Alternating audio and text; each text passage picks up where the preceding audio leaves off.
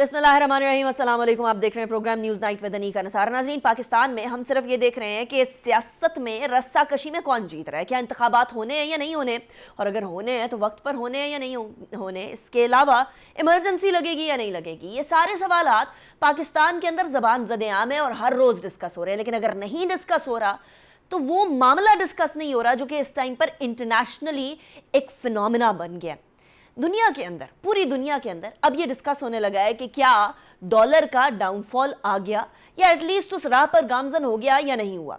ये सवाल इस कदर सीरियस हो गया है कि हमारे हमसाए के अंदर ही मामलात आकर रुकने को आए हैं। चाइना की करेंसी युआन के अंदर बहुत सारे ममालिक अब ट्रेड करना शुरू कर रहे हैं। रशिया और चाइना के अंदर ऑलरेडी 13 साल से ट्रेड चल रही है और बहुत बड़े पैमाने के ऊपर ये लोग ट्रेड पार्टनर है। तकरीबन 190.3 बिलियन डॉलर की ट्रेड हुआ करती है। और अब इस पॉइंट के ऊपर जब मैं आपसे बात कर रही हूँ, चाइनीज युआन रशिया के अंदर और रशिया और चाइना की ट्रेड के बीच में यूएस डॉलर से ज़्यादा जो है बरतरी हासिल कर चुका है। यानी इस टाइम पर सबसे ज़्यादा ट्रेडेड करेंसी जो रशिया के अंदर है वो चाइनीज युआन है। नॉट जस्ट दैट, चाइना के आलमी सतह के ऊपर जो किरदार है उसके अंदर तेज़ी आने की वजह से, उसके किरदार में अहमियत आने की वजह से फ्रांस और चाइना के अंदर भी युआन के अंदर ट्रेड हुआ करेगी। नॉट जस्ट दैट, ब्राज़ील और चाइना भी अब यही बात कर रहे हैं कि यूएस डॉलर की बजाय अपनी अपनी करेंसी में काम करें। याद रहे कि पाकिस्तान इससे पहले ही युआन में ट्रेड करने की बात कर चुका है। लेकिन सवाल ये पैदा होता है कि हम लोग जो, और स्पेशली हमारे लीडर्स जो इस तमाम मामले के ऊपर सो रहे हैं, जिनके कानों पे जू नहीं रेंग रही है, जो सिर्फ सियासत करने को तैयार हैं लेकिन ये डिस्कस करने को तैयार नहीं है कि आखिरकार पाकिस्तान की मईशत आज से 5, 10, 20 साल बाद किधर खड़ी होगी, उनको कौन जगाए। आज इसी मौजू के ऊपर हम बात करेंगे। पिछले तकरीबन 80 साल से पूरी दुनिया के अंदर डॉलर की डोमिनेंस है। 2023 के अंदर जो मार्केट के अंदर करेंसी ट्रेड हो रही थी उसके अंदर से अभी भी बड़ा हजम, तकरीबन 60% जो है वो यूएस डॉलर के अंदर ट्रेडिंग हो रही थी। लेकिन yuan is catching up, that is what we are going to सी। और पाकिस्तान इस तमाम मामले के अंदर कहाँ खड़ा होगा। मेरे साथ जो मेहमान मौजूद हैं मैं उनका तारुफ करवाऊंगी। मेरे साथ डॉक्टर हफीज़ पाशा साहब मौजूद हैं, जाने माने इकोनॉमिस्ट हैं और साबिक फाइनेंस मिनिस्टर हैं। बहुत शुक्रिया डॉक्टर साहब, आपने हमें ज्वाइन किया। It's a pleasure having you. इसके बाद हमारे साथ शब्बर जैदी साहब भी मौजूद होंगे जो कि साबिक एफबीआर के चेयरमैन हैं, उनसे भी बात करेंगे। सबसे पहले हफीज़ पाशा साहब, इस टाइम पर पाकिस्तान में जब ये हुकूमत आई थी तो उस टाइम पर तकरीबन 170-180 रुपए का डॉलर हुआ करता था और इस टाइम पर 300 के करीब पहुंचने को आया dollar. And it can exceed, आपको पता नवाज शरीफ साहब ने भी फरमाया था 500 तक पहुंचेगा, जो कि इंतहाई तशवीशनाक स्टेटमेंट है। लेकिन दुनिया में डॉलर की डाउनफॉल की बात हो रही है, दुनिया में डॉलर के जो है वो हवाले से तशवीश पाई जा रही है और पाकिस्तान में डॉलर की उड़ान को रोकने के लिए कोई है ही नहीं। ये what is happening in Pakistan? बिस्मिल्लाहिर्रहमानिर्रहीम। बात दरअसल ये है कि पाकिस्तान का जो जिसे कहते हैं हमारे रिजर्व्स की पोजीशन इस हद तक कम हो चुकी है कि जब हम पर प्रेशर पड़ा है आईएमएफ का कि हम अपने जो एक्सचेंज रेट है उसको जिसे कहते हैं मार्केट डिटरमिन्ड रखें, तो जब आपके पास रिजर्व्स कम होते हैं और आपके दरामदाद और बरामदाद में फासला अभी भी है, तो उसके नतीजे में आपकी करेंसी पर बड़ा प्रेशर पड़ता है। और इसके नतीजे में आपने देखा कि साल के आगाज में रुपए की कदर 204 रुपए फी डॉलर थी और आज वो तकरीबन 80 रुपए बढ़ चुकी है। लिहाजा ये प्रॉब्लम आपने बिल्कुल ठीक कहा कि अब आप देखिए कि श्रीलंका का जब दिवालिया हुआ तो उनके जो श्रीलंका के करेंसी थी उसकी कदर आधी हो गई। तो खुदा न खास्ता हमारे यहाँ भी ये खतरा मौजूद है और आने वाले दिनों में अब देखना है कि क्या ये 300 तक पहुँचता है अनखरीब या नहीं। राइट डॉक्टर साहब, लेकिन अब मसला ये है कि इस टाइम पर एक बहुत बड़ा रीजनल शिफ्ट भी हम लोगों को नज़र आ रहा है। युआन गेन अप कर रहा है, यूएस डॉलर से अब बहुत सारे ममालिक भाग रहे हैं, एटलीस्ट ट्रेड करने के लिए चाइना से युआन की तरफ आ गए हैं। अब सवाल ये उठ रहा है कि क्या ये यूएस डॉलर का डाउनफॉल है, क्या ये यूएस डॉलर के लिए एक मुश्किल वक्त है और क्या ये मुश्किल वक्त कंटिन्यू करेगा, और इस सूरत हाल में पाकिस्तान की स्ट्रैटेजी क्या होनी चाहिए? میرا خیال یہ ہے کہ یہ جو کچھ وقت کے لیے ڈالر پر پریشر پڑا ہے اس میں دیکھیے ہوا یہ ہے کہ کچھ بینکوں کا دیوالیہ ہوا ہے اور خاص طور پہ اس کا آغاز امریکہ میں شروع ہوا تھا. اس کے نتیجے میں کوئی بھی ملک کی کرنسی جو ہے وہ متاثر ہو جاتی ہے اور اس کا اثر یقیناً ڈالر پہ پڑا ہے اور یورو اور دوسرے کرنسیز کی قدر میں اضافہ ہوا ہے. مگر آہستہ آہستہ امریکہ چونکہ دنیا کا ایک الٹیمیٹ سپر پاور ابھی بھی ہے تو آہستہ آہستہ وہ اس پہ قابو پا لیں گے. انہوں نے یہ بھی کیا ہے کہ جو سر سود ہے اس کو بھی تھوڑا بڑھا لیا ہے. اب اس وقت تقریباً 5% تک پہنچا دیا ہے. اس سے بھی ڈالر کی ویلیو میں اٹریکشن بڑھ جائے گا. آپ بالکل ٹھیک کہہ رہے ہیں کہ دنیا میں بہت بڑی تبدیلیاں آ رہی ہیں اور ایک سپر پاور سے ہٹ کے اب شاید ہم مختلف ریجنل اور گلوبل سپر پاورز کی بات کرنا اب شروع کرنا پڑے گا. اور خاص طور میں اس میں چائنا کا جو ایمرجنس ہے. اب آپ کو سن کے شاید یہ بات کی حیرت ہوگی کہ چائنا اپنی ریزرو سے جو ممالک اس وقت مشکلات میں ہیں جس میں پاکستان بھی شامل ہے جتنا سپورٹ چائنا کر رہا ہے ساری دنیا کے جو ملک مشکلات میں پھنسے ہوئے ہیں آج کل وہ آئی ایم ایف کے پورے گلوبل سپورٹ سے اب زیادہ ہو چکا ہے. یعنی کہ ایک نیا ادارہ اب چاہیے کہیں یا ملک جو اب آئی ایم ایف کی بھی ٹکر لے سکتا ہے. تو یہ بہت اچھی ڈیولپمنٹ ہے اور اس کے نتیجے میں جو ملک متاثر ہوئے ہیں اس وقت ورلڈ اکانومی کی وجہ سے انہیں مختلف ذرائع کے حاصلات ہونے کی گنجائش. This is actually a very interesting point doctor صاحب کہ چائنا آئی ایم ایف کے کمپیریزن میں لینڈنگ میں ایک بہت بڑی اینٹی بن کے سامنے آ گیا ہے. آئی ایم ایف کے ٹکر کی اینٹی بن کے سامنے آ گیا ہے جو کہ بہت سارے ممالک کا ایک مجموعہ ہے. ایسے میں تو پاکستان کو اور زیادہ فائدہ اٹھانا چاہیے ایسی صورتحال کا. ہم لوگ آئی ایم ایف کے انڈر پریشر رہے ابھی جب تک یو اے ای نے سعودیہ نے پیسے دینے کی بات نہیں کی. ہم لوگ یہاں پھنسے ہوئے ہیں لیکن لیک آف فورسائٹ بہت زیادہ ہے ڈاکٹر صاحب. اس لیک آف فورسائٹ میں اور ساتھ ہی ساتھ یہ جو چینجز ان دا ورلڈ آ رہی ہیں اس کو کیسے بیلنس کریں کنسیڈرنگ کہ پاکستان کے پاس آج سے 5, 10, 15, 12, 20 سال کا کوئی پلان ہی نہیں ہے.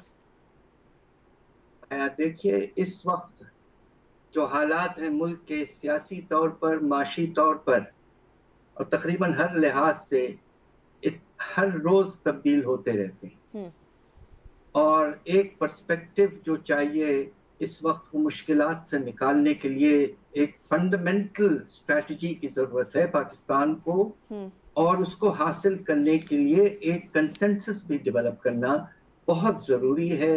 اس لیے کہ ہمیں اب بھاری قسم کے اسٹرکچرل ریفارمز کرنے ہیں. ایک دو اشارے دے دوں. ایک تو جو ہمارا امیر طبقہ ہے جس کو بے شمار مراد ملے ہوئے ہیں اب وقت آ گیا ہے انہیں کم کرنے کا. دوسری طرف ہماری حکومتیں جو ہیں فیڈرل اور پروونشل بے پناہ خرچے کرتے رہے ہیں وداؤٹ اینی کنٹرولز. اب وقت آ گیا ہے کہ ان خرچوں کو کم کرنا ہے اور خاص طور پہ اسٹیٹ اونڈ انٹرپرائزز کے لاسز کو کم کرنا ہے. تو یہ بڑے بڑے اقدامات آپ کو کرنے ہیں. آپ بیٹھیں, آپ جو مختلف سیاسی طاقتیں ہیں اور ایک نیشنل کنسنسس پلان بنائے پاکستان کو مشکلات سے نکالنے کے لیے اور وہ 5-10 سال کا پروگرام ہو. انشاءاللہ ہمارا ملک اگر ان کو ہم اس طرح کی پالیسیز لے آئیں تو پاکستان میں ایک ریزیلینس ہے. اللہ کے فضل سے پاکستان نکل آئے. پاکستان میں اللہ کرے ڈاکٹر صاحب آپ کی بات صحیح ہو, پاکستان میں جو ریزیلینس ہے اس کے تھرو نکل آئے, لیکن پاکستان میں جو لیک آف لیڈرشپ ہے اس کا کیا کریں؟ جو پالیسی کے اندر رکاؤ ہے اور ٹھہراؤ نہیں رکاؤ ہے اس کا کیا کریں؟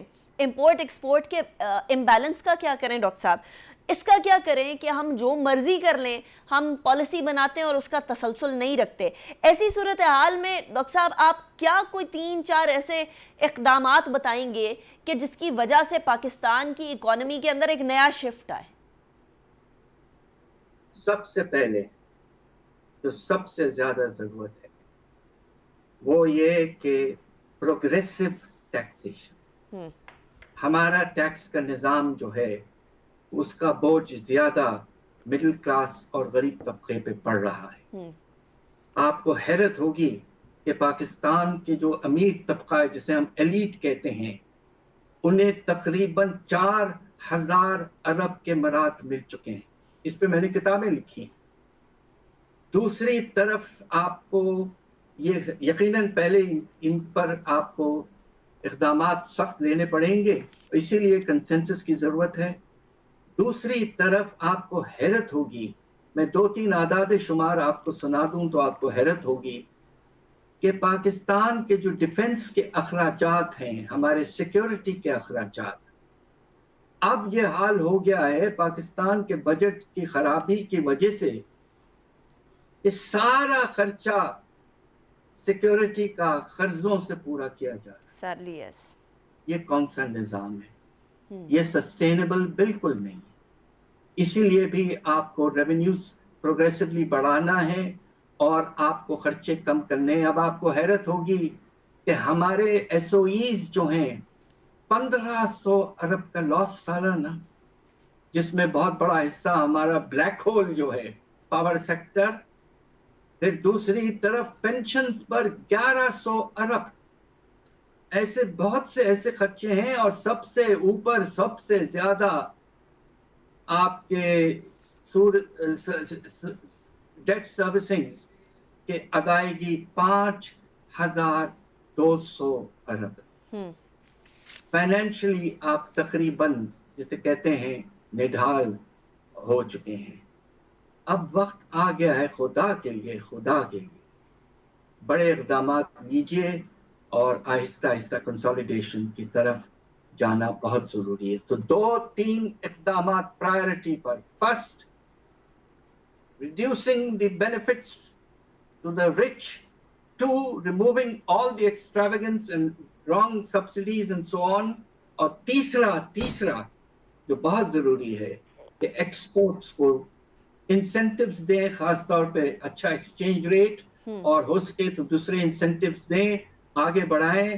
اور آپ کے جو درآمدات ہیں ان کو آپ کو ایک وقت آ گیا ہے کہ اپنے ٹیکسز جو امپورٹس پہ ہیں انہیں بڑھانا پھر پڑے گا، تاکہ جو اپنے دروازے سارے کھول دیے ہیں امپورٹس کے لیے وہ ختم کرنا ہی پڑے گا. واضح طور پر ہمیں پتہ ہے کیا کرنا ہے. سوال یہ کہ کیوں نہیں کرتے پاشا صاحب، کیوں نہیں کرتے؟ What is the hurdle؟ جیسے کہتے ہیں نا کہ ایلیٹ کیپچر، جسے کہتے ہیں کہ جو امیر طبقہ ہے اور جو ہمارے رورل ایریاز کے بڑے بڑے لینڈ لارڈ ہیں. اب آپ دیکھیے ایگریکلچرل انکم ٹیکس سے ہمیں 2-2.5 ارب ملتے ہیں، جبکہ ہمیں کم از کم 250 سے 300 ارب ملنا چاہیے. تو بات دراصل یہ ہے کہ پاکستان کا جو سیاسی نظام ہے اس کو کافی حد تک ایک بہت ہی امیر، سخت اور اپنے مراد کے لیے قائم ہے، اور وہ پالیسیز ڈٹرمن کرتا ہے. عوام کا رول نہ ہونے کے برابر. رائٹ ڈاکٹر صاحب، اسی point per and last question کہ اب بجٹ آنے والا ہے، پولیٹیکل انسرٹینٹی عروج پر ہے، اور یقیناً بجٹ تک بھی پولیٹیکل انسرٹینٹی ختم نہیں ہوگی. ایسے میں کیا ایسی چیزیں بجٹ میں ہونی چاہیے جو کہ at least economic stability to an extent لے کر آ سکے؟ دیکھیے، مجھے خطرہ یہ لگتا ہے کہ چونکہ بجٹ جو ہے جون کے آغاز میں پیش کیا جاتا ہے، اور اگر نارمل طریقے سے آپ دیکھیں تو الیکشنز کو اکتوبر میں ہونا ہے، تو جانے والی حکومت جو ہے اس وقت جو کوئلیشن گورنمنٹ ہے، یہ ٹیمپٹیشن یا یہ انکلینیشن ہوگا اس حکومت کو کہ فسکل کنسالیڈیشن کے بجائے آپ بے شمار ریلیف دے دیں بجٹ میں، تاکہ آپ ووٹس جیت سکیں. اور اس کے نتیجے میں خدا نخواستہ حالات اور خراب ہو سکتے ہیں. ہماری گزارش یہ ہے کہ آپ یہ سب جو ریفارم وغیرہ ہے اور ریلیف آپ اس وقت مناسب طریقے سے کریں जब आप रेवेन्यूज और खर्चों में कमी लाएं और जो आपको मार्जिन मिले वो पूरा आप रिलीफ के थ्रू पहुंचाएं, मगर ये ना हो कि रिलीफ पहले और बजट खसारा बेशुमार बढ़ जाए और अफरात ज़र में और इजाफा हो जाए और हमारा ट्रेड बैलेंस और ख़राब हो जाए खुदा न खास्ता। इसलिए ये बजट के बारे में भी हमें कुछ परेशानी ज़रूर है। राइट डॉक्टर हफीज पाशा साहब, thank you very much for joining me in the show. It was a pleasure having you. इसी पॉइंट पे ब्रेक की तरफ जाएंगे, ब्रेक के बाद वापस आएंगे and will continue with the show.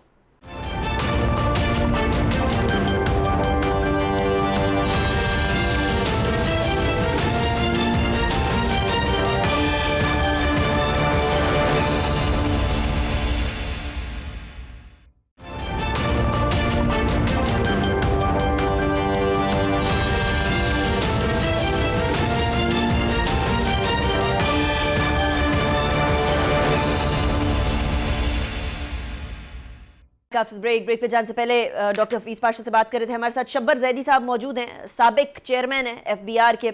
Shabbar साहब, thank you very much for joining us in the show. Shabbar साहब, इस टाइम पर पाकिस्तान इकोनॉमिकली स्ट्रांग नहीं है, इसमें कोई शक की बात नहीं है और कोई भाम भी नहीं होना चाहिए, लेकिन ये रीजन बहुत तेज़ी से इकोनॉमिकली ग्रो कर रहा है। आप अगर मुख्तलिफ इंडिविजुअल ममालिक को देखें, चाइना को देखें, रशिया को देखें, ईरान को देखें, स्पेशली अब सैंक्शंस ख़त्म होने के बाद इंडिया को देख लें, बांग्लादेश को देख लें, तेज़ी से बढ़ रहे हैं, इकोनॉमिकली बढ़ रहे हैं और पाकिस्तान वहीं का वहीं खड़ा है या शायद पीछे की तरफ ही जा रहा है। अफगानिस्तान की करेंसी भी इस टाइम पर पाकिस्तान से बेहतर है।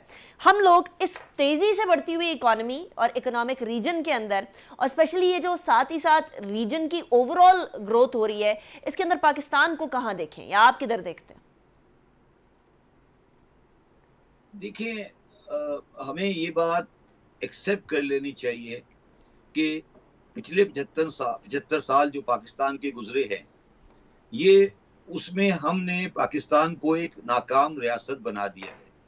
अगर कोई आदमी ये समझता है कि पाकिस्तान एक कामयाब रियासत है तो वो गलत बात कर रहा है। पाकिस्तान हर लिहाज से एक नाकाम रियासत है। इसको इस पहले हकीकत को एक्सेप्ट कर लेना चाहिए, और ये हकीकत आज पाकिस्तान के सामने बिल्कुल आया है कि पाकिस्तान किसी भी माशी, सियासी और इंटरनेशनल लेवल पर कोई एक कामयाब मुल्क नहीं है। मगर इसके साथ ये भी हमें देखना चाहिए कि 24 करोड़ 22 करोड़ की आबादी का मुल्क जो है वो इंटरनेशनल सीन से गायब नहीं हो सकता। वो एक न्यूक्लियर पावर भी है। तो मगर जो पाकिस्तान के आज के हालात हैं ये इस तरह नहीं रहेंगे और पाकिस्तान को अपने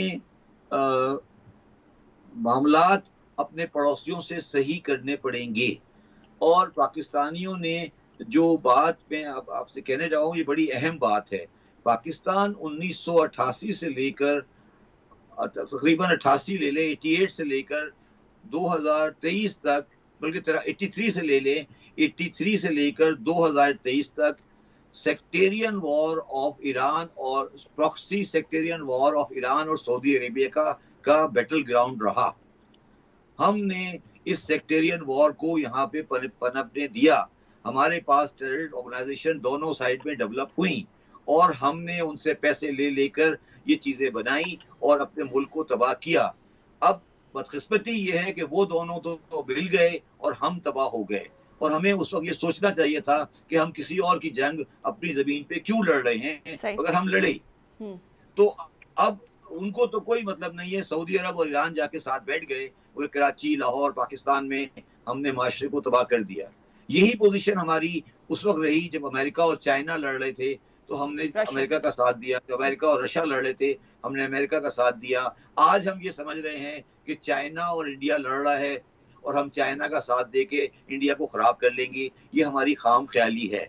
तो मेरा ये व्यू है कि पाकिस्तान अगले जो भी पाकिस्तान में अब गवर्नमेंट आएगी, चाहे वो किसी की गवर्नमेंट हो, वो इंडिया के साथ ताल्लुकात को अच्छा करना उसकी मजबूरी बन जाएगा।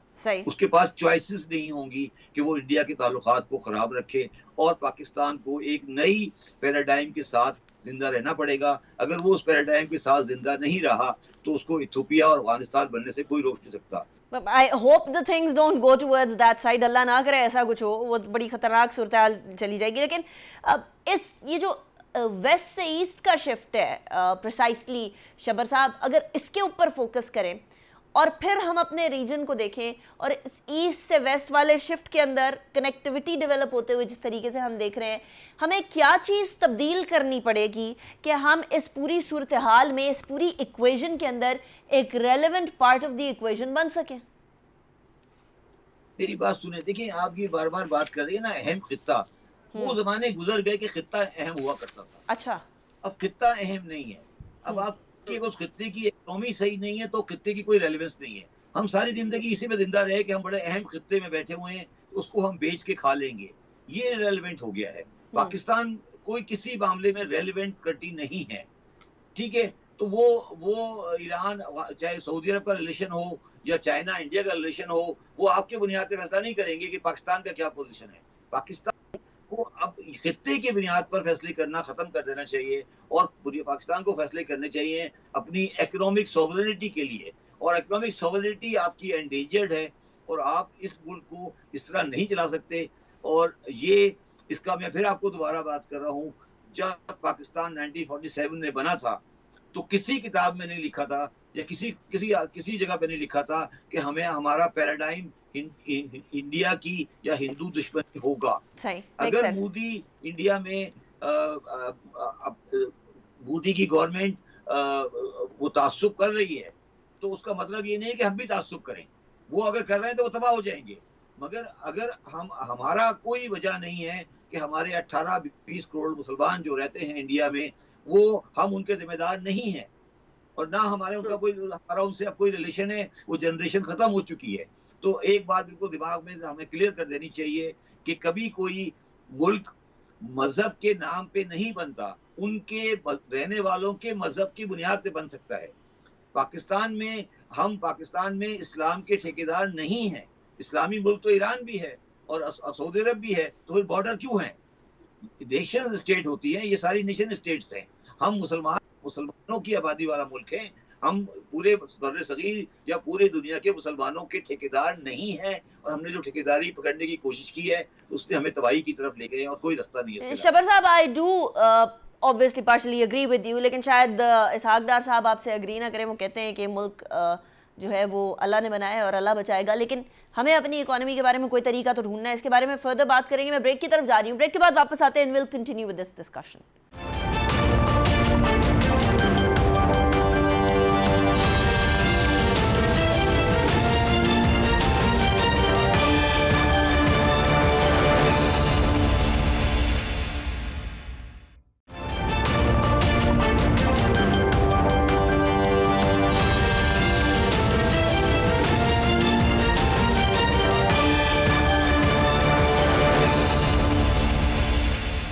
Welcome back after the break پہ جانے سے پہلے ہم بات کر رہے تھے پاکستان کو اس پورے چینجنگ سیناریو کے اندر کدھر اپنے آپ کو دیکھنا چاہیے، کدھر اپنے آپ کو پلیس کرنا چاہیے. شبر زیدی صاحب، I do agree with you جہاں آپ نے بولا کہ ہم دوسروں کی جنگیں لڑتے آئے اور دوسروں کی جنگوں کی وجہ سے ہماری اپنی جو ہے وہ اکانومی کے ساتھ اچھا خاصا گڑبڑ ہو گیا. ناؤ ڈالر سے یوان پہ شفٹ ہو رہا ہے ورلڈ، اور بہت سارے ممالک جو کہ یو ایس کے اسٹرانگ ایلائز تھے اس ٹائم پر یوان میں ٹریڈ کرنے کو تیار ہیں. اس کی سب سے بڑی مثال اس ٹائم پر سعودی عربیہ ہے. اور ہم تو یہاں باقی سعودیہ دیکھ لیں، ایران دیکھ لیں، یو اے ای دیکھ لیں، یہ تو آئل بیسڈ اکانومی ہے. ہم تو ایک ٹریڈ اکانومی ہے، ہم تو ایک ایسی اکانومی ہے جو کہ اس ٹائم پر صرف بوروئنگ کر رہا ہے اور لینڈنگ کرنے کی تو پوزیشن میں ہی نہیں ہے. ہم تو بریک ایون بھی نہیں ہو پا رہے انفارچونیٹلی. ایسی صورتحال میں پاکستان کو اپنا پیراڈائم کیسے شفٹ کرنا چاہیے یا اپنی اکنامک پالیسیز کیسے شفٹ کرنی چاہیے؟ That is a very very important question. نہیں میری بات سنیں نا، پاکستان کی ٹوٹل اکنامی کا سائز جو ہے 70 بلین کی امپورٹ ہے اور 30 بلین کی ایکسپورٹ ہے. 100 بلین کا ٹرانزیکشن تو پاکستان آج کل دنیا میں ایک بندے کر رہے ہوتے ہیں. آپ کے سائز کیا ہے؟ آپ سوچیں تو صحیح. ہم کس بات کے لیے اپنے آپ کو اتنا ریلیونٹ سمجھتے ہیں؟ ٹوٹل آپ کی امپورٹ 70 بلین ہے، 30 کی آپ کی ایکسپورٹ ہے، 30 کا آپ کا ریمیٹنس ہے، 100 بلین کی اکنامی ہے. اس اکنامی کو کون ریلیونٹ ڈالتا ہے؟ 3000 بلین کی اکنامی ہے، 3500 بلین کی اکنامی ہے انڈیا کی. چائنا کی اکنامی 10,000 سے اوپر ہے. یہ کیا باتیں کر رہے ہیں؟ آپ کس لحاظ سے ریلیونٹ ہیں؟ یہ دیکھیں، پاکستان اور نائجیریا دو ملک ہیں جو دنیا میں آگے تباہی کی طرف دنیا کو لے جا رہے ہیں. because of the population explosion. ہم ہمارا پاپولیشن ایکسپلوژن جو ہو رہا ہے وہ دنیا میں ایک خطرناک بم کی طرح پھٹنے والا ہے. نائجیریا کی آبادی 34 کروڑ ہو جائے گی اگلے 3-4 سال میں. پاکستان کی آبادی 27 کروڑ ہو جائے گی. ہمارے پاس تو ایٹم بم نہیں ہے, ہمارے پاس پاپولیشن بم ہے. اور اگر ہم نے پاپولیشن بم جو نیوکلیر تو آپ پھاڑیں گے یا پھٹے گا, پاپولیشن بم تو ویسے ہی پھٹ چکا ہے. تو یہ سب چیزیں ریلیونٹ ہیں. اب اس سے ہمیں آگے چلیں اور اس ملک کو ریکنسٹرکٹ کریں اگر کرنا ہے تو. لیکن شبر صاحب دنیا کے حساب سے آپ کہہ رہے ہیں پاکستان میں ریلیونٹ ہے, وہ بھی خیر ایک بہت ہی ایک انٹرسٹنگ ٹیک ہے آپ کا, کیونکہ دنیا تو پاکستان کی اکانومی کو بڑا ریلیونٹ دیکھتی ہے. بٹ ہمارے یہاں جو لوگ رہ رہے ہیں ان کے لیے تو ریلیونٹ ہے نا, ہم ان کے لیے تو ہمیں اکنامک پالیسیز شفٹ کرنی ہے کہ ان کے لیے بھی ایسے ہی رکھیں جیسے ابھی اکنامک پالیسیز چل رہی ہیں, ایز اے اسٹیٹس کو کے ساتھ چلتے رہیں اور بار بار IMF کی طرف جاتے رہے. ہم نے اپنی اکانومی کیسے بہتر کرنی ہے؟ میں نے اپنی کل پر یہ آرٹیکل لکھا ہے. ہم میرا آپ سے پہلا سوال ہے کہ کیا پاکستان کی ایلیٹ, پاکستان کے پولیٹیشین, پاکستان کی جوڈیشری, پاکستان کی اسٹیبلشمنٹ اپنے آپ کو تبدیل کرنا چاہتی ہے؟ آپ کی خواہش ہوگی نا, ان کی خواہش تو نہیں ہے. ایک بات کو یاد رکھیں, جو پاکستان کا پولیٹیشین ہے, بڑی اچھی بات ابھی کل امریکن نے کہی تھی, وہ تو پولیٹیشین ہے, وہ اسمبلی میں بیٹھا ہے اے سی میں, وہاں سے اٹھتا ہے, IMF چلے جاتا ہے, اچھا ہوٹل میں ٹھہرتا ہے, واپس آتا ہے, بڑی سی گاڑی واپس چلاتا ہے. اسے تو پاکستان کی تباہی سے کوئی فرق نہیں پڑتا نا. جب پاکستان تباہ ہوگا وہ جا کے لندن بیٹھ جائے گا, لندن نہیں بیٹھے گا تو اسلام آباد میں 600 بڑے سے مکان میں بیٹھ جائے گا. تو یہ پلیز آپ اس بات کو چھوڑ دیں کہ پاکستان کی اکنومی کا کوئی تعلق پاکستان کی رولنگ کلاس کے ساتھ ہے. یہی تو مصیبت ہے پاکستان کی. آپ یہ کہتے ہیں کہ پاکستان کی اکنومی کو صحیح ہونا چاہیے. میں اس بات پہ کنوینس ہو چکا ہوں کہ پاکستان کی اکنومی کو صحیح نہیں ہونے کی وجہ پاکستان کا ایلیٹ طبقہ ہے, جو نہیں چاہتا کہ صحیح ہو. کیونکہ ایلیٹ طبقے کا جو رول ہے وہ چلتا ہی اس بنیاد پر ہے کہ پاکستان خراب رہے. اگر پاکستان اچھا ہو گیا تو وہ کون پوچھے گا؟ اگر پاکستان اچھا ملک بن گیا تو کیوں ہم یہ لیڈر بنائیں گے کہ ایکس لیڈر ہے اور یہ لیڈر آ جائے گا اور وہ لیڈر آ جائے گا. یہ سب تو چلتے ہی ان کی تو دکان ہی اس بات پہ چل رہی ہوتی ہے کہ جی مہنگائی ہو گئی تو ہم صحیح کرتے ہیں. ساروں کی دکانیں بند ہو جائیں گی. آپ اگر ایکوٹی لے آئیں گے اس معاشرے میں تو ساری دکانیں سارے سرکاروں کی دکانیں بند ہو جائیں گی, انکلوڈنگ ایوری ون. یہ دکان چلی اس بنیاد پہ رہی ہے کہ پاکستان میں انصاف نہیں ہے. اگر پاکستان میں انصاف آ گیا, تحریک انصاف ختم ہو جائے گی نا. ٹھیک, اچھا تو شبر صاحب پھر ہم ہاتھ باندھ کے بیٹھ جائیں, یعنی آپ آل گلوم اینڈ ڈوم دیکھ رہے ہیں؟ نہیں, میں یہ کہہ رہا ہوں, دیکھیے بات یہ, اب اس کو یہ جو سسٹم ہے نا جس میں ایلیٹ کیپچر ہے اور یہ جو ایلیٹزم ہے, اس کو ہمیں توڑنا پڑے. ٹوٹ رہا ہے اس کو تھوڑا ٹائم دیں, یہ خود بخود ٹوٹ رہا ہے. اور یہ جو آج آپ کو یہ آپ دیکھ رہے ہیں, یہ صحیح ہو, اس کو دے دیں ٹائم, یہ خود بخود ٹوٹ رہا ہے. آج پاکستان وہ پاکستان نہیں ہے جو 2 سال پہلے ہوتا تھا. آج پاکستان کا بالکل چینج ہو چکی ہے اور یہ اچھائی کی طرف جائے گا, آپ دیکھیے گا. ٹھیک, اچھا اگر یہ سسٹم کام نہیں کر رہا شبر صاحب, تو پھر کون سا سسٹم کام کرے گا؟ آپ تو دیکھ رہی ہیں نا, آپ دیکھ رہی ہیں اسی عرصے میں دیکھ رہی ہیں, اسی آربٹ میں دیکھ رہی ہیں جو پاکستان میں چلتا رہا ہے. آپ یہ ایزیوم کریں کہ یہ آربٹ نہیں رہے گا, یہ اسلام آباد اور یہ پنڈی کا مائنڈ سیٹ نہیں رہے گا. آپ اس کو اس آربٹ میں دیکھیں. اچھا, اگر اسلام آباد اور پنڈی کا آربٹ نہیں رہے گا تو پھر کون سا آربٹ آئے گا؟ کوئی نیا آربٹ آئے گا یا پھر کوئی ایسا آربٹ آپ دیکھ رہے ہیں جو کہ آلریڈی ہے وہ کام کرے گا؟ میں آپ کو مثال دیتا ہوں آرگومنٹ سے. اگر آج میں FBR کا چیئرمین تھا, اگر آپ میں آج FBR کا آفس بند کر دیں, تالا لگا دیں آپ آج, جبکہ دنیا میں 1-2 ملکوں میں لگ چکا ہے, اور آپ ٹیکس تو ہم ویسے ہی ہولڈنگ میں دے رہے ہیں سارا, تو پاکستان بہتر ہو جائے گا. میں اس کی بات کر رہا ہوں, میری بات سمجھے میں کیا کہہ رہا ہوں. میں کہہ رہا ہوں آج آپ فیصلہ کریں کہ کل صبح FBR نہیں ہوگا, فنش, تو میں یقین سے کہتا ہوں ٹیکس کلیکشن بڑھ جائے گی آپ کی. تو یہ ہمیں اس طرح کے فیصلے ہوں گے, خود بخود ہو جائیں گے فیصلے. یہ ویکیوم نہیں رہتا دنیا میں, کبھی ویکیوم نہیں رہتا دنیا میں, کبھی کائنات میں ویکیوم نہیں رہتا. جب اسلام آباد, پنڈی, یہ سپریم کورٹ, یہ جوڈیشری, یہ جو مذاق چل رہا ہے, یہ ججز آ کے پارلیمنٹ میں تقریریں کر رہے ہیں, یہ مذاق چل نہیں سکتا, یہ مذاق ہے. It's not a system which can sustain. یہ سسٹم نہیں چل سکتا کسی معاشرے میں.